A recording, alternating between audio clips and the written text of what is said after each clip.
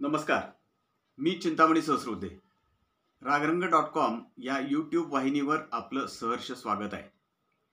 मी आज बोलणार आहे ते महाराष्ट्रातल्या महायुती सरकारच्या एकूण कारभाराबद्दल आणि महायुती मधल्या घटक पक्षांचे काही नेते, काही लोकप्रतिनिधी आणि काही प्रवक्ते यांच्या वक्तव्याबद्दल.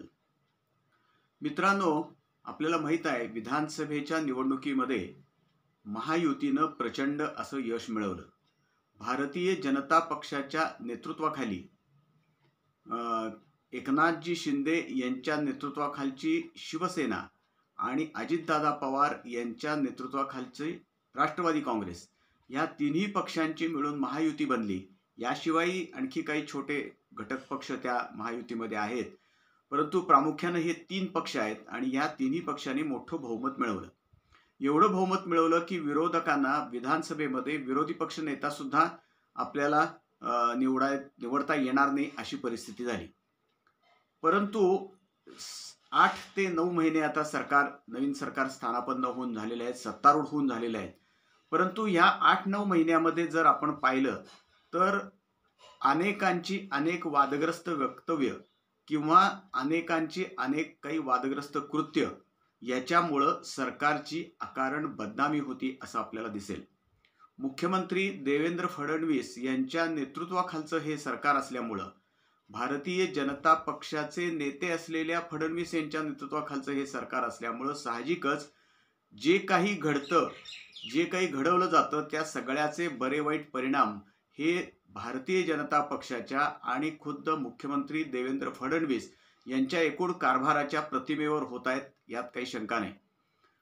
त्यामुळं मुख्यमंत्री फडणवीस यांनी खरोखरच आता थोडासा रुद्रावतार घेतला पाहिजे आणि त्यांच्या पक्षातले असतील किंवा घटक पक्षातले काही जण असतील की जे सातत्यानं काही ना काहीतरी बोलत असतात आणि आपण काय बोलतोय याचं सुद्धा त्यांना अनेकदा भान राहत नाही.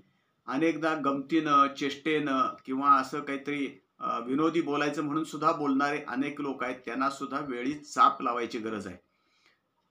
किंवा कोणत्या वेळी काय बोलायचं ह्याचा सुद्धा एक विधिनिषेध असतो आणि तो विधिनिषेध प्रत्येक राजकीय क्षेत्रातल्या, केवळ राजकीय क्षेत्रातल्याच नव्हे तर सर्वच क्षेत्रातल्या लोकांनी पाळलाच पाहिजे असा एक संकेत आहे. प्रत्येक वेळेला रोजच उठून पत्रकार परिषद घेतली पाहिजे आणि आपलं काहीतरी मत व्यक्त केलं पाहिजे, सरकारबद्दल मत व्यक्त केलं पाहिजे, समाजाबद्दल मत व्यक्त केलं पाहिजे असं काही नाही. तर याचं भान सगळ्यांनी ठेवलं पाहिजे अशा सक्त सूचना मुख्यमंत्र्यांनी सर्वांना देण्याची गरज आहे.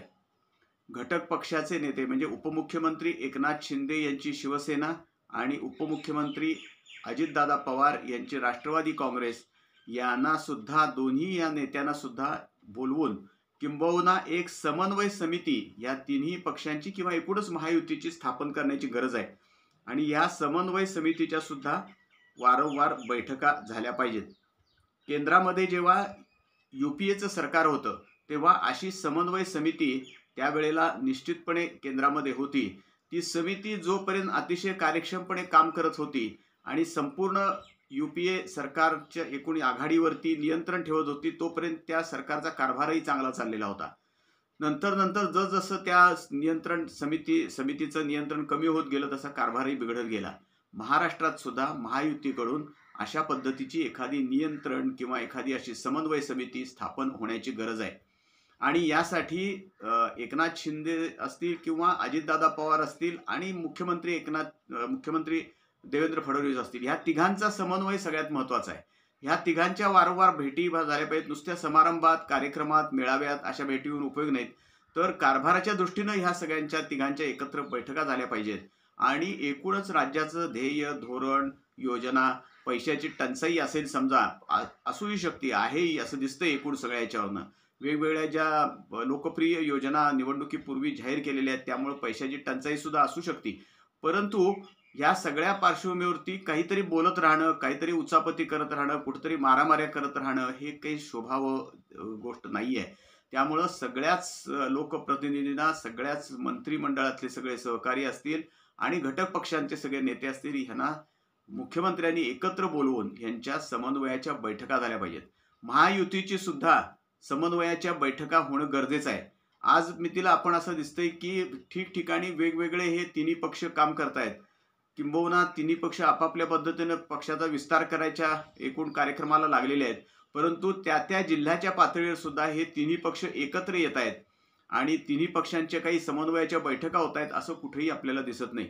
ज्याचा त्याचा स्वतंत्रपणे कार्यक्रम सुरू आहे, ज्याचे ते स्वतंत्र काही आपलं उद्दिष्ट किंवा अजेंडा असल्यासारखं प्रत्येकाचं काम सुरू आहे. ज्या त्या पक्षाचं स्वतःचं ध्येय धोरण वेगळं असणारच आहे. त्या पक्षाचा स्वतःचा विस्ताराचा कार्यक्रम सुद्धा वेगळा असणारच आहे. परंतु याचा अर्थ असा नव्हे, तुम्ही महायुती म्हणून जेव्हा लोकांच्या समोर जाता तेव्हा त्याचे जे काही तुमच्या कामाचे ज्या काही तुमच्या प्रकार चाललेले असतील, काही वक्तव्य असतील, काही वादग्रस्त कृत्या असतील, या सगळ्याचे एकत्रित परिणाम सरकारवर सुद्धा होणार आहेत आणि प्रामुख्यानं मुख्यमंत्री देवेंद्र फडणवीस यांना त्याचा सामना करावा लागणार आहे, हे लक्षात ठेवलं पाहिजे. आपण पहा की गेल्या 8 ते 9 महिन्यात सरकारनं काय काम केलं हे सांगायला जर आपण समोर विचारलं कोणाला तर सांगता येत नाही अशी परिस्थिती आहे. याचं कारण असं आहे की सरकारनं खरोखरच चांगलं काम केलं असेल. आता उदाहरणार्थ मुख्यमंत्र्यांनी सरकार स्थापन झाल्या 100 दिवसाचा कार्यक्रम जाहीर केला. या 100 दिवसामध्ये प्रत्येक खात्यानं अगदी महसूल असेल, बांधकाम असेल, कृषी असेल, वन खातं असेल, या सगळ्यांनी एक विशिष्ट पद्धतीनं काम करावं. आपल्या कामामध्ये एक शिस्त आणावी, कागदपत्रामध्ये एक शिस्त आणावी, लोकांची समस्या ऐकून घेण्याकरता प्रयत्न करावेत असा मुख्यमंत्र्यांचा आदेश होता. त्याप्रमाणे 100 दिवसामध्ये अगदी काही 100% काम सगळीकडे झालं असेल असं नाही, पण काही ठिकाणी झालं. तर त्याचं काहीच मार्केटिंग झालंय असं आपल्याला दिसत नाही. म्हणजे प्रत्येक वेळेला प्रत्येक गोष्टीचं मार्केटिंगच करावं असं नव्हे, परंतु ते केलंय असं दिसत नाही, झालंय असं दिसत नाही. त्यानंतर पुन्हा मुख्यमंत्र्यांनी 150 दिवसाचा कार्यक्रम जाहीर केला. त्याचं काय झालं, त्यात कसा चालू आहे तो, काय कुठल्या कुठल्या शासकीय पातळीवरचं काम चालू आहे, हेही कुठं आपल्याला काही फारसं घडलेलं दिसत नाही किंवा घडतंय असं आपल्याला समोर येताना दिसत नाही. कृत्रिम बुद्धिमत्ता AI ह्या बाबतीत सुद्धा मुख्यमंत्र्यांनी खूप दिवसापूर्वीच आदेश दिलेले आहेत आणि प्रत्येक कामामध्ये AIचा वापर करा. काम अधिकाधिक जलद कसं होईल ते पहा, अधिक अचूक करायचा प्रयत्न करा. सामान्य जनतेची कामं ह्या AIच्या मदतीनं कशी आपल्याला निपटता येतील, अधिक वेगानं करता येतील याकडे लक्ष द्या असे मुख्यमंत्र्यांनी आदेश दिले. त्याचं पुढं काय झालं, 1-1, 2-2 सेमिनार झाले प्रत्येक जिल्ह्याच्या पातळीवरती, सगळ्यांनी मिळवून घेतलं, फोटो आले, बातम्या आल्या, पण पुढं काय त्याचं, त्या AIचं नेमकं काय काम चालू आहे?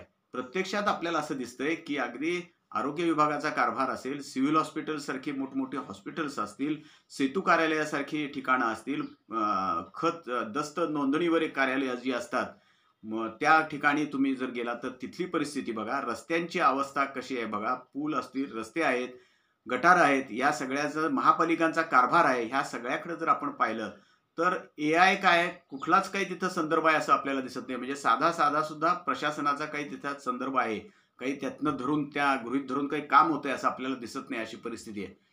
तर यासाठी मुख्यतः हे जे काही वाचाळवीर आहेत, सगळ्या तिन्ही पक्षामध्ये असतील, त्या महायुतीमध्ये असतील, विरोधी पक्षात कोण असतील ते असतील, त्यांचं काय करायचं ते त्यांच्या पक्षानं ठरवावं. त्याच्याशी संबंध महायुतीचा नाही, मुख्यमंत्र्यांचा नाही. ते त्यांना काय बोलायचं ते बोलू देत, त्यांना काय करायचं ते करू देत. परंतु महायुतीमधले जे सगळे घटक पक्षाचे जे नेते आहेत, मंत्री आहेत, त्यानंतर लोकप्रतिनिधी, आमदार आहेत, खासदार आहेत, या सगळ्यांनी एक काहीतरी 100% आपली आचारसंहिता ठरवून घेतली पाहिजे. आपण काय बोलायचंय, कसं वागायचंय, सरसकट उठून एकमेकांच्यावरती अंगावर धावून जाणं आणि मारामारी करणं हे काही शोभा देत नाही. यामुळं समाजामध्ये बिलकुल चांगली प्रतिमा कधी होत नसते आणि ती तशी होत नाही हे पहिल्यांदा सगळ्यांनी लक्षात घेतलं पाहिजे. दुसरं, जिल्हा पातळीवरती कामाला अधिक चांगली गती मुख्यमंत्र्यांनी देण्याची गरज आहे. प्रत्येक ठिकाणी काही मुख्यमंत्री प्रत्येक जिल्ह्यात सतत फिरणार शक्य नाही. खरं म्हणजे त्यांनी जे संपूर्ण राज्यव्यापी दौरा एक करायला पाहिजे. प्रत्येक जिल्ह्यामध्ये जाऊन एक समन्वयाची बैठक, एक आढावा बैठक अशी त्यांनी घ्यायलाच पाहिजे. परंतु एकूण सगळ्या कामाचा व्याप, सगळ्या राज्य पातळीवरचं काम ह्या सगळ्याचा बघितला तर त्यांना ते शक्यही प्रत्येक वेळेला होईल असं नाही. तर त्यांनी जे सगळीकडं सरकारनं म्हणजे महायुतीनं जे पालकमंत्री नेमलेले आहेत ते वेगवेगळे घटक पक्षाचे पण आहेत. काही ठिकाणी भाजपचे आहेत, काही ठिकाणी शिवसेनेचे आहेत, काही ठिकाणी राष्ट्रवादीचे आहेत. ह्या पालकमंत्र्यांची जबाबदारी आहे की त्या जिल्ह्यामध्ये महायुतीमध्ये समन्वय साधला गेला पाहिजे. पालकमंत्र्यांनी सुद्धा आपली वक्तव्य कशी होतात, काय आपण बोलतो ह्याकडे सुद्धा अतिशय काळजीपूर्वक लक्ष दिलं पाहिजे. केवळ पक्षाचा विस्तार हाच कार्यक्रम असून उपयोग नाही. आपल्याला जनतेची कामं करायची, जनतेचं कल्याण करायचंय, लोकांचे प्रश्न सोडवायचे, ते आश्वासन देऊन आपण आलेलो आहोत. मग पूर्वीचं सरकारवरती तुम्ही आरोप करून किंवा टीका करून उपयोग काय? तुमच्या सरकारचा जर काही कारभार चांगला दिसत नसेल तर उपयोग काय त्याचा? केवळ पक्षविस्तार म्हणजे काही सामाजिक किंवा राजकीय कार्य नव्हे, तर त्या ठिकाणच्या पालकमंत्र्यांनी सुद्धा त्या ठिकाणचे हॉस्पिटल्स असतील, प्राथमिक आरोग्य केंद्र असतील, सिव्हिल हॉस्पिटल आहेत, सेतू कार्यालय आहेत, महसूल विभागाची कार्यालय आहेत, तहसीलदार कार्यालय आहेत, ह्या ठिकाणचा कारभार कसा चालतो? लोकांना काय त्यातून नेमकं मिळतं? लोकांची कामं होतात का? लोकांना न्याय मिळतो का? ह्याकडं पालकमंत्र्यांनी सुद्धा अतिशय लक्ष दिलं पाहिजे. पालकमंत्र्यांच्या बरोबर असणारे सगळे अधिकारी, त्यांचे त्यांचं कामं करणारे, त्यांच्या आदेशाप्रमाणे सगळे निरोप पोहोचवणारे, हे सगळ्यांनीच एकूण व्यवस्थित समन्वयानं काम केलं पाहिजे, तारतम्य बाळगलं पाहिजे. एक आचारसंहिता त्यांनी निश्चितपणे करण्याची आज गरज आहे. आपल्याला ह्या सगळ्या आचारसंहितेचाच अभाव दिसतोय आणि केवळ 8 ते 9 महिन्यामध्ये सरकारची प्रतिमा कशी आहे बघा. म्हणजे हे काही कोणी सांगायची गरज नाही. आज बाहेर जर आपण पाहिलं तर ती प्रतिमा, मुख्यमंत्री चांगले आहेत, मुख्यमंत्री खूप चांगलं काम करतात, एकनाथजी शिंदे खूप चांगलं काम करतात, अजितदादा स्वतः खूप चांगलं काम करतात, पण बाहेर बाकीच्या ह्याचं काय, असा प्रश्न आज सगळीकडे विचारला जातोय. तर तो तसा विचारला जाऊ नये इतपत काम चांगलं झालं पाहिजे. पहिले 8-10 महिने आता मिळालेले आहेत, काय अंदाज आलेला आहे, काय चाललेलं आहे याचा, तर आता अधिक वेगानं सरकारची प्रतिमा सुधारण्याकरता आणि सरकारचं काम अधिक गतिमान होण्याकरता प्रयत्न करण्याची गरज आहे. पैशाची टंचाई ही कुठल्याही सरकारसमोर राहणारच, आणि जेव्हा तुम्ही अनेक अशा लोकप्रिय योजना हातामध्ये घेता किंवा जाहीर करता, निवडणुकीच्या दृष्टीने सुद्धा जाहीर करता, त्यावेळेला पैशाची टंचाई ही राहणार. पण पैशाची टंचाई हा केवळ मुख्य प्रश्न आहे असं नव्हे, तर प्रशासनामधली गतिमानता ही पैशाशिवाय सुद्धा आणता येते. पैशाशिवाय सुद्धा त्याला काम चांगल्या पद्धतीनं त्याला गती देता येते. हे सगळ्या ठिकाणी पालकमंत्र्यांकडून घडण्याची गरज आहे. आज ते कुठेही घडताना आपल्याला दिसत नाही, आणि त्यामुळं काय होतंय की केवळ भारतीय जनता पक्ष हा आपला पक्ष विस्तारातच गुंतलेला आहे. भारतीय जनता पक्षाचे नेते काहीही बोलतात, विनोदानं सतत बोलतात, गांभीर्य त्यांना काही नाही. किंवा युतीमधले दुसरे पक्षाचे काही घटक पक्षाचे नेते पण असंच बोलतात, भांडायला उठतात, मारामारी होती. हे काही चांगलं लक्षण नाही. तर या दृष्टीनं मुख्यमंत्र्यांनी स्वतः अतिशय पुढाकार घेऊन, ते स्वतः अत्यंत कार्यक्षम आहेत, ते त्यांना स्वतःला नेमकं आपल्याला काय करायचंय, समाजासाठी काय करायचंय, जनतेसाठी काय करायचंय, सबंध राज्याचं हित आपल्याला करायचं याची त्यांना पूर्णपणे जाणीव आहे. परंतु त्यांनी आता अधिक थोडा आपण काय म्हणू की त्यांनी थोडंसं कठोर व्हायला पाहिजे, आणि महायुतीला ही शिस्त लावण्याची गरज आहे. तिथल्या नेत्यांना, आमदारांना, कार्यकर्त्यांना, प्रवक्त्यांना एक निश्चितपणे शिस्त लावायला पाहिजे. त्यांना सक्त सूचना दिल्या पाहिजेत. अनावश्यक बडबड सगळ्यांनी बंद केली पाहिजे आणि वादग्रस्त विधानं टाळली पाहिजेत. ज्या ठिकाणी शक्य आहे त्या ठिकाणी सातत्यानं आढावा बैठका पालकमंत्र्यांनी घेतल्या पाहिजेत. पोलिसांचं काय काम चाललेलं आहे, क्राईमच्या संदर्भात काय काम चालू आहे, महसूल खात्याचं काम काय चालू आहे, वन खात्याचं काम काय चालू आहे, अशी अनेक खाती आहेत. अगदी अन्न आणि औषध प्रशासनासारखी खातं सुद्धा आहेत, त्याच्याकडे कुणी पाहत सुद्धा नाही. किंवा अन्न भेसळसारखं तेच अन्न औषध प्रशासन खातं आहे, तर ते त्यांच्याकडे कुणी पाहत सुद्धा नाही. म्हणजे काय चाललेलं आहे त्यांचं. जलसंपदा सारखं खातं आहे, त्याच्यात सुद्धा वारंवार बैठका व्हायला पाहिजेत. ह्या सगळ्याकडं प्रशासनाचं आणि शासनाचं लक्ष असलं पाहिजे. आणि मुख्यमंत्र्यांनी आता स्वतःच या बाबतीत पुढाकार घेऊन संपूर्ण महायुतीला आणि महायुतीतल्या सर्व घटक पक्षांना एकत्र आणून त्यांची एखादी समन्वय समिती स्थापन करून हे सगळे जे कोण सगळ्या तिन्ही पक्षात असतील, भारतीय जनता पक्षातले असले तरी सुद्धा हे जे वाचाळवीर आहेत सगळे आणि काही उचापतखोर लोक आहेत, ह्या सगळ्यांना चाप लावण्याची गरज आहे. त्यांना प्रसंगी कायद्याचा सुद्धा धाक दाखवलाच पाहिजे. कायद्याचा धाक अशा वेळेस सुद्धा दाखवला पाहिजे आणि त्यांच्यावरती कारवाई करण्याची गरज आहे. अगदी पोलिसांच्या ट्रॅफिक पासून सगळे अनेक प्रश्न आहेत, प्रत्येक शहरामध्ये आहेत, ग्रामीण भागामध्ये अनेक प्रश्न आहेत. ते सगळे प्रश्न सोडवण्याच्या दृष्टीनं काहीतरी एक कृतीबद्ध कार्यक्रम करण्याची गरज आहे, एक कार्यक्रम आखण्याची गरज आहे.